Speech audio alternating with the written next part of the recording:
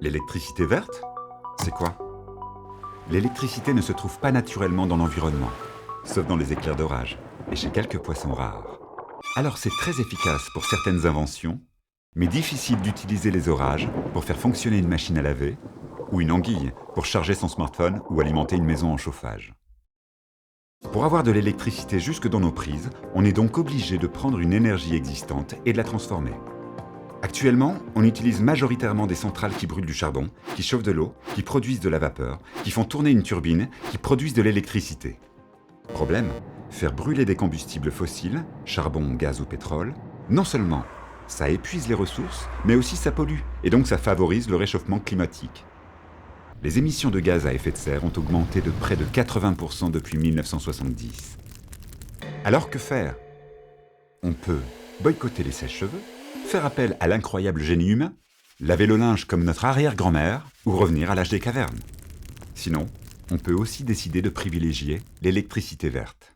Mais l'électricité verte, c'est quoi? C'est une énergie produite grâce à une source dite renouvelable, c'est-à-dire dont le renouvellement naturel est assez rapide pour qu'elle puisse être considérée comme inépuisable à l'échelle du temps humain. Par exemple, la production d'électricité photovoltaïque en France libère seulement 56 grammes de CO2 par kilowattheure, contre environ 1000 grammes de CO2 par kilowattheure pour les centrales à charbon. Quelles sont les sources renouvelables les plus utilisées? Actuellement, la principale source sont les chutes d'eau, qui alimentent les centrales hydroélectriques. Il y a aussi la chaleur générée par la Terre pour la géothermie, le soleil qui recharge les panneaux photovoltaïques, et même la Lune, puisqu'elle provoque les marées dont la force est utilisée dans les usines marémotrices.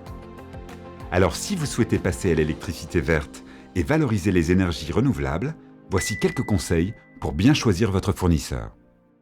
Tous les fournisseurs d'électricité verte vous garantissent une chose, qu'une quantité d'électricité d'origine renouvelable, équivalente à votre consommation, a été injectée dans le réseau électrique, via les garanties d'origine. Mais si vous voulez aller encore plus loin, choisissez une énergie verte dite premium. Ce mécanisme plus vertueux permet une meilleure traçabilité de l'énergie et favorise les contrats en direct avec des producteurs d'électricité renouvelable français et leur offre donc de meilleures conditions de rémunération. Et comme il n'y a pas de production d'énergie sans pollution, un fournisseur français se différencie et implique ses clients en s'engageant dans un programme de reboisement, Mint Energy. Quel rapport entre planter un arbre et faire de l'électricité? Les arbres ont le super pouvoir de stocker les émissions de CO2.